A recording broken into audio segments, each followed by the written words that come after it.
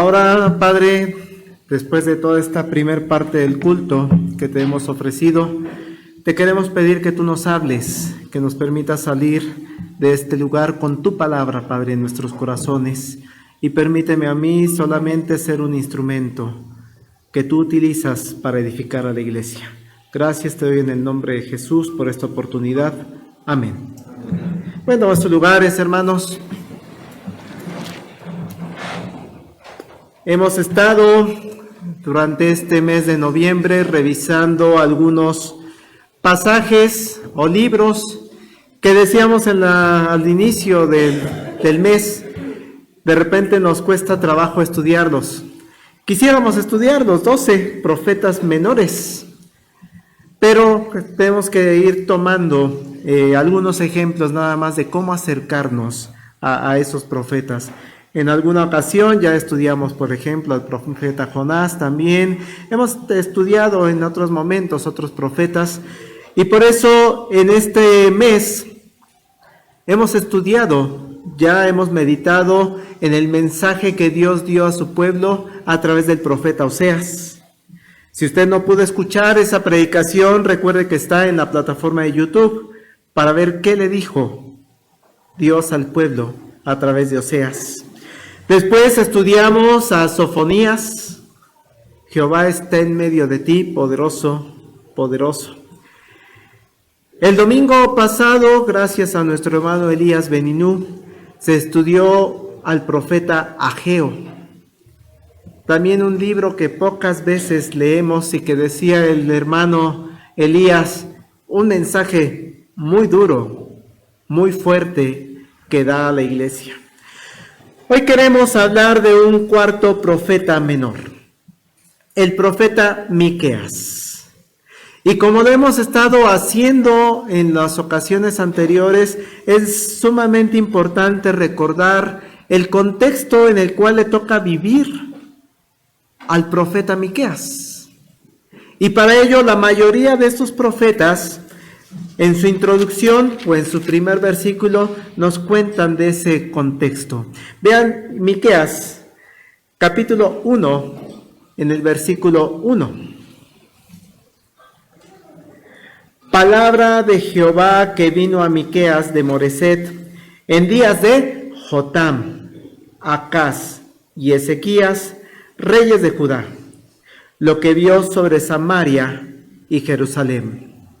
Fíjense, hermanos, que entonces nuestra mente debe tener perfectamente en claro que estamos hablando de tiempos muy antiguos. Yo sé que si hacemos el ejercicio, hermanos, ¿cómo se imaginan el país cuando inició la revolución? O sea, apenas lo celebramos el 20 de noviembre, ¿no? Allá en 1910, hace, ¿qué? 115 años. Era un país muy diferente. ¿Cómo se imaginan al mundo cuando inició la independencia hace 215 años? Pues bueno, ¿cómo se imaginan el mundo cuando leemos que Miqueas le toca predicar, le toca dar el mensaje de Dios durante el reinado de Jotam, Acaz y Ezequías? Que eso, hermanos, ocurrió hace unos 700 años antes de Cristo. O sea, 2000, que tenemos ahorita, 2025, más 700 años antes de Cristo, hace 2725 años. Eso es de suma importancia, porque de repente pensamos que lo que dice aquí es directamente aplicable a lo que estamos viviendo en la actualidad. Y no, hermanos, tenemos que pensar que era un mundo totalmente diferente. Un mundo sin inteligencia artificial, sin aviones, con otros medios de transporte, otros medios de comunicación, con otras tradiciones. Y es más, ni siquiera es un mundo de aquí de América. Es un mundo de las regiones de Oriente. 700 años antes de Cristo. Y pone de referencia a 3 reyes que ya hemos comentado en otras predicaciones, a Jotam, Acaz, reyes que cuando revisamos el libro de Reyes o el libro de Crónicas, sí nos dice, estos dos reyes hicieron lo malo ante los ojos de Dios. Y cuando el rey hace lo malo ante los ojos de Dios, como decimos popularmente, se lleva de corbata a todo el pueblo. Y entonces dice el pueblo, pues esto es lo que hace el rey, pues todos lo podemos hacer. Y el pueblo cae en serios pecados. Y menciona el tercer rey, que también ya hemos comentado, Ezequías. Ezequías, un rey que sí hace una transformación, que sí hace cosas buenas ante los ojos de Dios, aunque eso no quita que Dios tenía guardado todo ese castigo que se merecían por haberlo desobedecido. Pero el pueblo vive un momento de apegarse a los caminos de Dios durante el reinado de Ezequías. También, hermanos, es importante recordar que cuando hablamos de los reyes de Judá, estamos refiriéndonos a que el reino, todas esas 12 tribus originales, recordemos que estaban repartidos en la tierra prometida, se pelearon, el reino del norte se queda con una capital que es Samaria, y ellos van poniendo sus propios reyes. Y el reino del sur se queda con básicamente la tribu de Judá, y ahí es en donde van a gobernar la descendencia de David. En Samaria gobierna prácticamente el que va ganando y se hace unas matanzas tremendas entre los reyes. Son luchas políticas. En el sur también. Pero los que van quedando siempre reyes en el sur son descendientes del rey David, que viene de la tribu de Judá, y que su lugar de gobierno es Jerusalén. Pero nunca perdamos de vista, cuando revisamos a los profetas, entonces, es que mientras hay reyes en el sur, que gobiernan en el sur, en el norte está pasando otra historia. Tiene sus propios reyes. Y en esta historia, lo que va pasando, hermanos, es que Ezequías, por ejemplo, al seguir los caminos del Señor, al tratar de regresar a ese sendero, Dios le dice, no te preocupes. Durante tu reinado, lo que le está pasando aquí al norte no te va a pasar a ti. ¿Qué está pasando en el norte? Los asirios. Los asirios, un imperio que quiere conquistar toda esa tierra, conquista Samaria. El reino del norte está sufriendo las consecuencias de separarse del camino de Dios. Y entonces Dios permite que el pueblo asirio, ese gran imperio de ese momento, lo esté asediando, hasta que llegue el momento en el que los conquista. Esa conquista, hermanos, de Samaria, la capital del norte, ocurre más o menos en el año 722 antes de Cristo. Y esa conquista es cuando prácticamente se declara el final del reino del norte. Desaparece esa línea de reyes. En el sur todavía sigue esa parte de los reyes. No perdamos de vista que después de conquistar Samaria, hermanos, los asirios, ¿ahora qué quieren hacer? Pues vamos por el pueblo que nos falta. También quieren conquistar el reino de Judá. Pero ahí es donde Dios le dice a Ezequías, espérate, fuiste obediente, no te preocupes. En tu reinado no va a ocurrir. Este es el contexto, hermanos, en el que le toca predicar a Miqueas. Le toca llevar mensaje al pueblo de Dios en tiempos difíciles. Palabra de Jehová que vino a Miqueas de Moreset en días de Jotam, Acaz y Ezequías, reyes de Judá, lo que vio sobre Samaria y sobre Jerusalén. Y ahí, hermanos, es donde quisiera dejar esta primera enseñanza en esta mañana. Aunque las historias del tiempo de los reyes sí nos marcan cómo el pueblo se alejó de Dios, de los caminos de Dios, Y eso genera toda una serie de consecuencias que son invasiones, por ejemplo, de los asirios, amenazas de conquista de parte de ellos. Hay consecuencias de alejarse de los caminos de Dios. Hay destrucción, hay tristeza.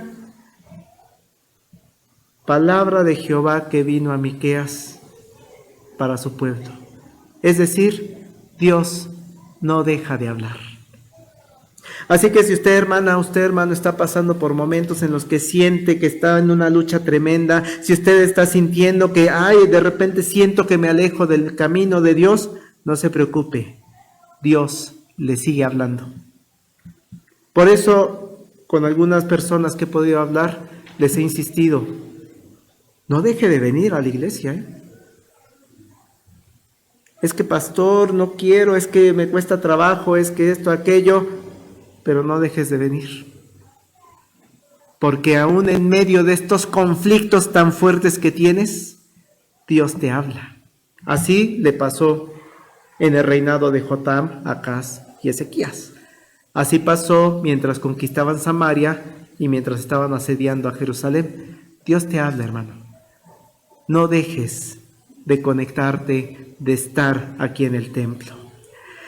Ahora bien, ese mensaje de Dios a través del profeta Miqueas, sí quiero expresar, como lo dice el profeta, con un dejo de tristeza. Una vez me decía una persona, pastor, ¿por qué Dios disfruta con esto de las guerras y con esto del hambre? Y yo le volteaba y le decía, ¿disfruta? Dios no disfruta, Dios le entristece todo esto que está pasando. Permite, eso es otra cosa. Pero sí, qué bueno que vamos a castigar y qué bueno que está pasando esto. No. Vean, mismo Miqueas capítulo 1, versículos 6 al 9. Vean cómo lo expresa Dios. Miqueas lleva este mensaje, esta palabra de Dios para el pueblo y le dice al pueblo, haré pues de Samaria montones de ruinas y tierra para plantar viñas, y derramaré sus piedras por el valle y descubriré sus cimientos. Y todas sus estatuas serán despedazadas y todos sus dones serán quemados en fuego, y asolaré todos sus ídolos, porque de dones de rameras los juntó y a dones de rameras volverán. Por esto, y dice el profeta, lamentaré y aullaré, y andaré despojado y desnudo. Haré aullido como de chacales y lamento como de avestruces, porque su llaga es dolorosa y llegó hasta Judá, llegó hasta la puerta de mi pueblo, hasta Jerusalén. Hermanos, creo que se nota perfectamente ese dejo de tristeza. Diles esto al pueblo. No me alegra lo que está pasando allá en Samaria. Es triste. Están destruyendo, están tristes. Dice, su llaga es dolorosa. Y llegó hasta aquí, hasta Jerusalén. El mensaje de Dios, hermanos, sí tiene ese sentir de tristeza. Pero aunque lo expresa de esa manera, tampoco significa que en medio de esa tristeza entonces ya no te digo nada. Porque estoy triste, ya dejo mi obligación de decirte lo que está mal. No, hermano. Aun cuando la situación sea muy complicada, muy difícil, el alejamiento de Dios es grande y eso genera tristeza, hermanos, no se deja de señalar lo que está mal. Vean el capítulo 2, versículo 1. Ay de los que en sus camas piensan iniquidad y maquinan el mal, y cuando llega la mañana lo ejecutan, porque tienen en su mano el poder.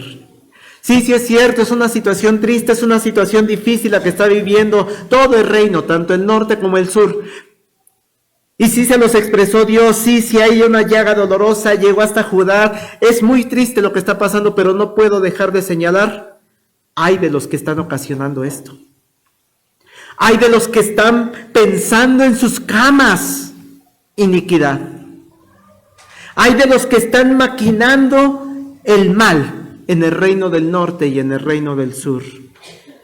Hay de aquellos de los que en la mañana los ejecutan, esos pensamientos de mal.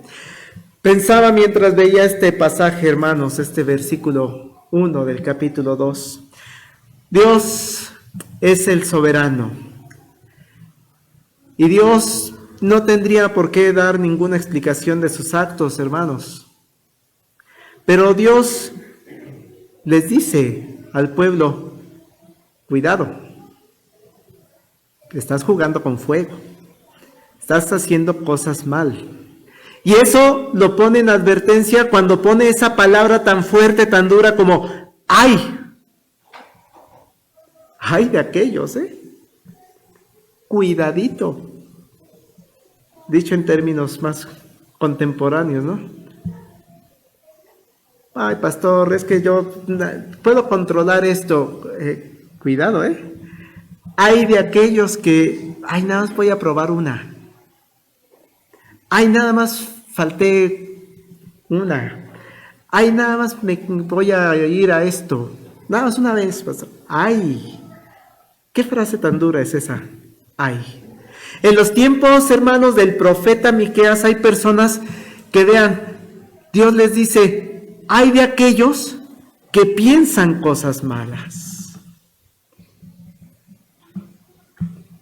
Y la pregunta sería, hermanos, ¿usted no llega a pensar cosas malas? Hay de aquellos que piensan cosas malas. Pero además, hay un segundo hay, ¿no? Hay de aquellos que no solamente las piensan, sino que se levantan y las hacen. Hermanos, pensaba en las últimas semanas, ha sido motivo de mucha tristeza para el pueblo mexicano. El ser testigos, gracias a las redes sociales, gracias a que todo mundo traemos un teléfono grabando, cómo personas han sido asesinadas en el país. Eso genera tristeza, ya que los políticos lo toman para manipularlo o para tratar de inclinar hacia un lado, hacia el otro, eso es otro asunto. Lo que sí causa tristeza el ver cómo jóvenes adolescentes, hermanos, matan. Y estoy refiriéndome al caso del abogado ahí en los tribunales. Un jovencito. Y lo vemos en la pantalla de televisión cómo matan a ese abogado. ¿Por qué? Bueno, malo, no quitémosle toda la parte política. Es triste que un jovencito. ¿Qué pasó allá en Uruapan? Tremenda la imagen, saliendo de un evento. Bueno, malos, políticos, eso es otro asunto. Qué triste que un jovencito ejecutó. ¿Qué pasó en Tlalpan, hermanos? Con los dos colaboradores de la jefa de gobierno.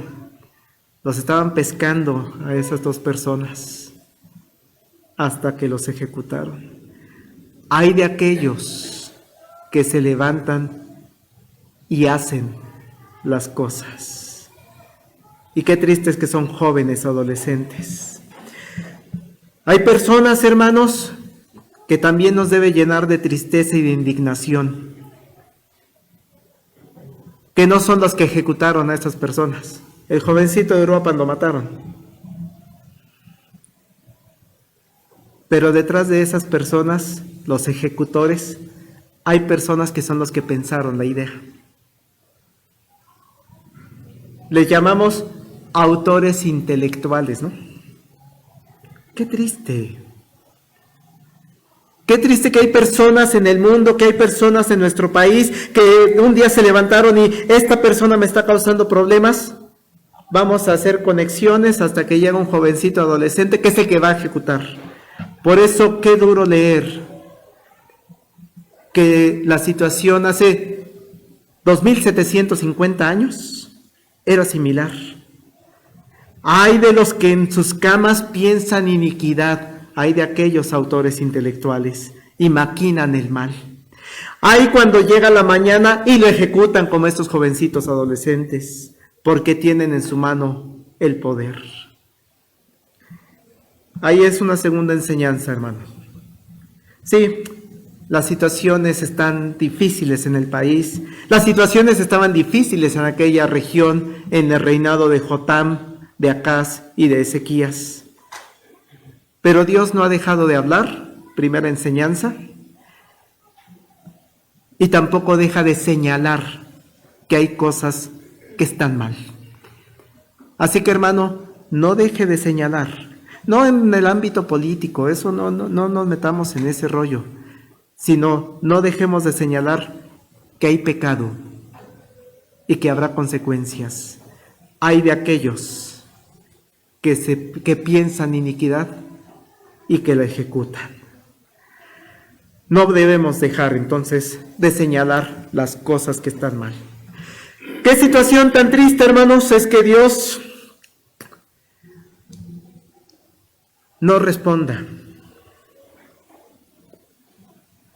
No sé si ha pensado en algún momento qué pasaría si un día Dios no responde. El enojo de Dios para con su pueblo es duro, por lo cual es necesario, hermanos, meditar en una tercera enseñanza. ¿Cómo en esta vida mi relación y mi obediencia con Dios, cómo es esta relación y obediencia con Dios? Para que me escuche o para que no me escuche. Vean por favor capítulo 3, versículos 8 al 11. Miqueas 3, versículos 8 al 11.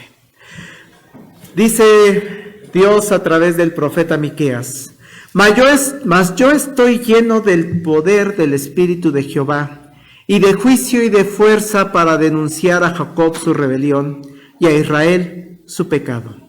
Oíd ahora esto, jefes de la casa de Jacob, y capitanes de la casa de Israel, que abomináis el juicio, y pervertís todo el derecho, que edificáis a Sión con sangre y a Jerusalén con injusticia. Sus jefes juzgan por cohecho, y sus sacerdotes enseñan por precio, y sus profetas adivinan por dinero, y se apoyan en Jehová diciendo: ¿no está Jehová entre nosotros? No vendrá mal sobre nosotros. Es decir, hermanos, se señala lo que está mal. Pero vean cuál es la condición de este pueblo. Vamos a seguir haciéndolo. No vendrá mal sobre nosotros. Sabemos, hermanos, que podemos señalar las cosas que están mal. Es nuestra obligación como pueblo de Dios decirle a las personas: esto es incorrecto ante los ojos de Dios. ¿Y qué? Hay quienes nos responden eso. Responden como el pueblo en ese momento. Dice: ¿no está Jehová entre nosotros? No vendrá mal sobre nosotros. Esa situación, hermanos, que se vive en el reino de Jotam, Acaz y Ezequías, pues no dista mucho de lo que se vive en este pueblo, en esta ciudad, en nuestra colonia. ¿Qué tiene de malo? No vendrá mal sobre nosotros. Pero el mensaje de Dios no solamente lleva el señalar las cosas. De repente nos quedamos atorados en eso, hermanos. Es que el pastor dice que hay que señalar lo que está mal. Y sí es cierto, aquí lo estamos viendo. Aunque no nos hagan caso, tenemos que señalar con nuestros compañeros del trabajo, con nuestros compañeros de oficina, con nuestros compañeros de la escuela. Sí tenemos que ir señalando las cosas que no le agradan a Dios, aunque no nos hagan caso. Pero no nos quedemos ahí, hermanos.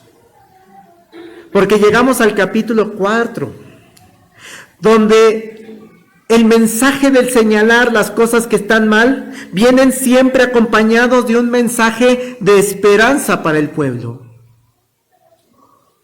Tendemos a señalar: es que esto están haciendo mal, es que la ideología, es que nos quieren meter esto, es que el gobierno, es que... Y el mensaje positivo, el de la esperanza, ¿dónde está? A veces nos quedamos hasta el capítulo 3 y no llegamos al capítulo 4.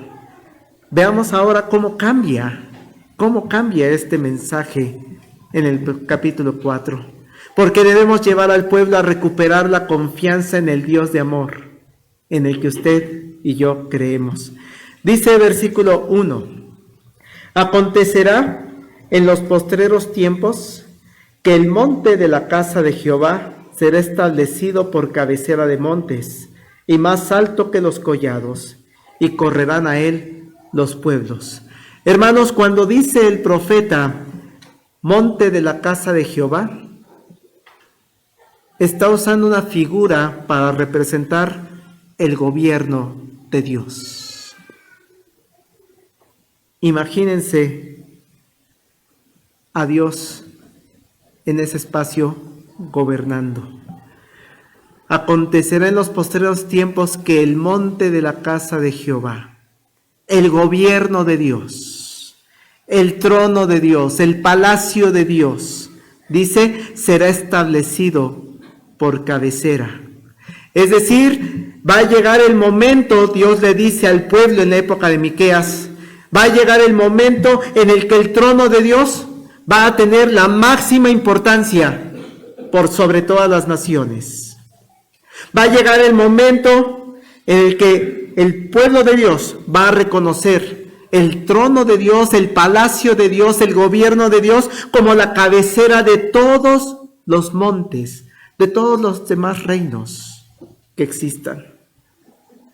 Va a llegar el momento en el que este trono va a ser el más alto de todos. Y algo hermoso, hermanos, dice, donde acudirán todos los pueblos y gobiernos del mundo.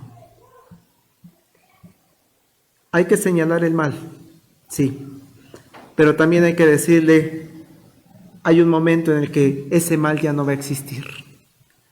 Porque acontecerá en los postreros tiempos que el monte de la casa de Jehová será establecido por cabecera de montes, más alto que los collados, y correrán a él los pueblos. Le estamos presentando ahora un mensaje de esperanza a ese pueblo. Le está presentando ahora un mensaje de esperanza a un país que vive violencia como el que estamos actualmente, a un mundo que vive violencia como el que estamos actualmente. Tengan paciencia, va a llegar el momento en el que todo esto va a terminar.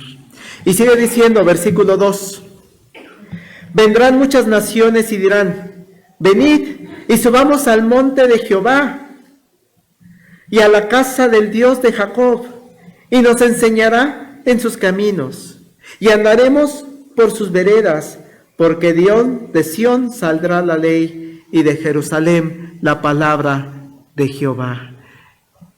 Mensaje de esperanza, hermanos, porque el lugar que promete Dios a su pueblo, que está viviendo una crisis tremenda, que el contexto que veíamos al principio es muy duro, es muy triste, es de desolación. Samaria ha sido conquistada, en el reinado de Ezequías están asediados. No te preocupes, va a llegar un momento en el que Dios va a establecer su reino. Y ese reino es un lugar en el que las personas que conocen a Dios, de todas las naciones, van a estar ahí. Y querrán invitar a otras naciones, a otros que vayan. De ahí, hermanos, la importancia de la evangelización. Si tú tienes la confianza y la fe en la promesa de Dios de que vas a estar en el reino de Dios, ¿qué quieres hacer con las demás personas? ¿Qué quieres hacer con tu esposo, con tu esposa, con tus hijos, con tus nietos, con tus compañeros de trabajo? Contarles, hay una esperanza. Lo que promete Dios a su pueblo es que va a haber un lugar en el que todos vamos a estar bajo el reinado de Dios. De todas las naciones van a venir. Por eso esa palabra de evangelización, vendrán muchas naciones y dirán, venid y subamos al monte de Jehová. No se canse de decirle eso a sus compañeros de trabajo. Ven al monte de Jehová. Usted y yo, hermanos, conocemos y vivimos bajo la soberanía de Dios ya. Ya la tenemos perfectamente clara seguramente. Usted y yo lo reconocemos ya a nuestro Dios como nuestro Rey, como nuestro soberano. Usted seguramente ya lo ubica como la cabecera de los montes, como el más alto de los collados, como dice el versículo 1.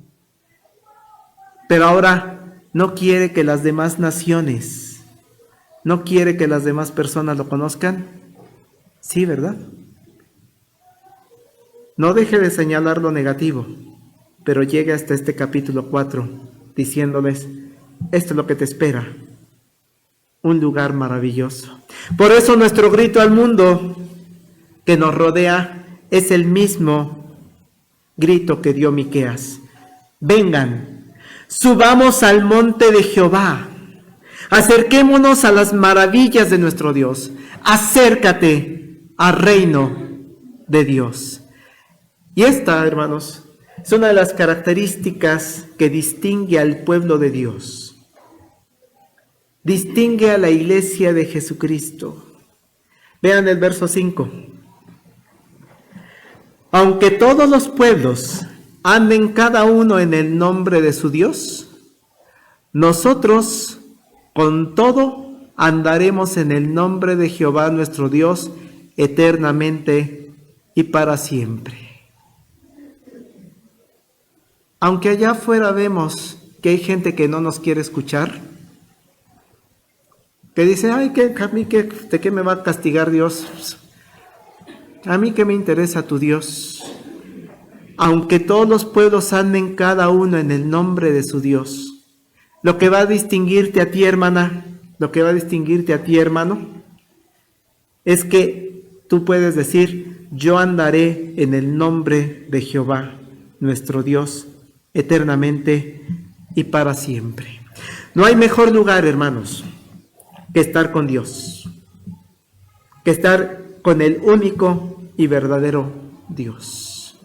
Aunque las personas que nos rodean buscan muchas de las veces separarnos de nuestro Dios. Muchas personas buscan hacernos dudar de Él. Aunque los problemas, hermanos, que está enfrentando usted en su vida cotidiana podrían llegar a debilitarle la fe. ¿Qué nos dice nuestro Dios a través del profeta Miqueas? Aunque truene, llueve o relampaguee, yo voy a andar en el nombre de Jehová. Y vean qué hermoso lo dice, hermanos. Aunque soy fan de la frase que tienen los grupos de alcohólicos anónimos y neuróticos anónimos y todos esos grupos de solo por hoy. Me parece muy significativa esa frase y muy importante. Sin embargo, aquí es en otro sentido, hermanos, porque no dice, yo voy a andar con Jehová hoy, solo por hoy. El profeta Miqueas nos dice, no es solamente en el tiempo que estás aquí en el culto. Yo sí ando con Dios, hermano, los domingos de 11 a 1:30, y si el pastor se alarga, bueno, a 2. Pero no me pida más. No, yo sí ando con Dios los domingos y luego me conecto a la femenil, otra horita, y dice el profeta Miqueas que andarás con Dios eternamente y para siempre. Eso quiere decir, hermano, que va a andar usted con Dios. Si usted hace suya las palabras del profeta Miqueas, está diciendo, yo voy a andar con Dios, aunque los demás anden con otros dioses, aunque los demás anden en otros asuntos, aunque yo les señalo lo que está mal y no lo aceptan, yo sí voy a seguir a Dios mientras esté vivo. Así sea que Dios tenga destinado para mí vivir 50 años, voy a estar con Dios. 60, 70, 80, 90, 100 años, yo voy a estar con Dios. Porque así lo dice, en el nombre de Jehová nuestro Dios, eternamente y para siempre. Es más, después que me muera, voy a seguir con Dios. Porque Dios es nuestro soberano Rey, eternamente y para siempre. Así que no dejemos, hermanos, los mensajes inconclusos cuando revisamos a los profetas. Ese mensaje de castigo, de señalamiento de lo que están haciendo mal, lleguemos hasta el capítulo 4. Lleguemos a dar también mensaje de esperanza. Así que qué hermoso mensaje de esperanza de Dios para el pueblo en esos momentos difíciles, en esos momentos de angustia, en esos momentos donde Samaria está siendo conquistada y Jerusalén está siendo asediada. Vean el verso 6 y 7, por favor. En aquel día, dice Jehová, juntaré la que cojea y recogeré la descarriada y a la que afligí. Y pondré a la coja como remanente y a la descarriada como nación robusta.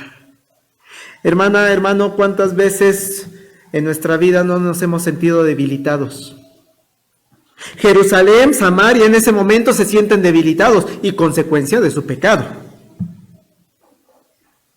Se sienten cojos, se sienten descarriados, se sienten desolados, angustiados y tantas otras palabras que podríamos mencionar. Hay veces, hermanos, que la enfermedad de nuestro cuerpo nos debilita. Hay veces en que son los problemas los que nos agobian y ya no encontramos solución. Hay veces que nos sentimos desdichados, infelices y Dios nos recuerda que Él está con nosotros. Que aun cuando estamos en medio de los problemas, Él nos habla y nos dice, no te preocupes, ¿te sientes cojo? ¿Te sientes descarriado? Yo te he elegido. Yo te he elegido para hacerte robusto. Un pueblo robusto. Yo te he elegido para ser tu Dios. Yo te he elegido para cumplir mi pacto en ti. Tú serás mi pueblo y yo seré tu Dios. Por eso qué hermosa frase de esperanza cuando dice, juntaré la que cojea. Ahí está usted y estoy yo, hermanos. Recogeré la descarriada, el descarriado. Ahí está usted y yo.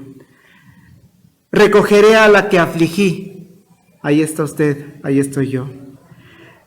Y qué mensaje de esperanza cuando dice, y pondré a la coja como remanente. Es decir, ese grupo que voy a salvar. Y a la descarriada como nación robusta. Por eso el profeta Miqueas, hermanos, nos lleva a una frase que pongo como conclusión, una conclusión maravillosa de este capítulo 4. Sigue el mensaje del profeta Miqueas, no podemos alargarnos más, pero es una frase que creo que cierra perfectamente todo este mensaje de esperanza. ¿Qué dice Miqueas 4, 7, la segunda parte? Y Jehová reinará sobre ellos en el monte de Sión desde ahora y para siempre.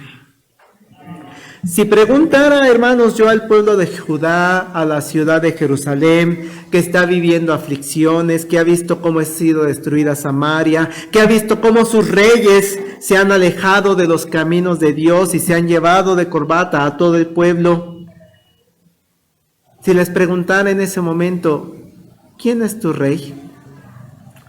La palabra del profeta Miqueas los debió llevar a que un pueblo remanente, un pequeño grupo de entre toda la ciudad de Jerusalén, aquellos que se sienten cojeando, descarriados, podrían decir, Jehová es mi rey.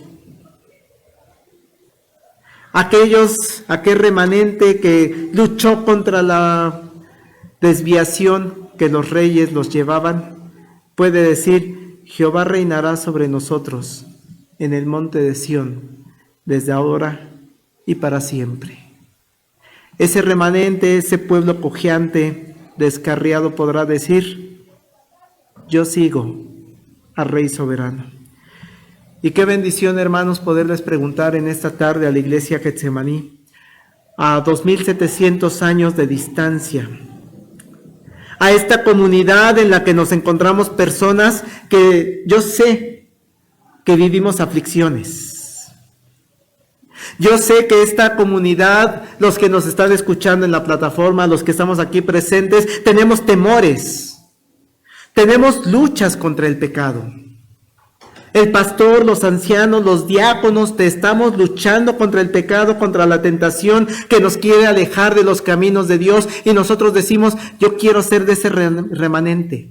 Yo quiero ser de esos descarriados. Hemos escuchado testimonios en las presentaciones de las familias de yo me desvié, pero Dios me trajo nuevamente.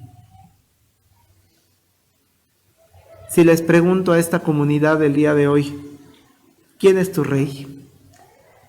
Qué bendición es escuchar en esta tarde de parte de nosotros que repitan las palabras de Miqueas. Jehová reinará sobre nosotros, cambiando la palabra ellos al nosotros. En el monte de Sión, y qué bendición es reconocerlo desde ahora y para siempre, porque cuando muramos, Él va a seguir siendo nuestro Rey.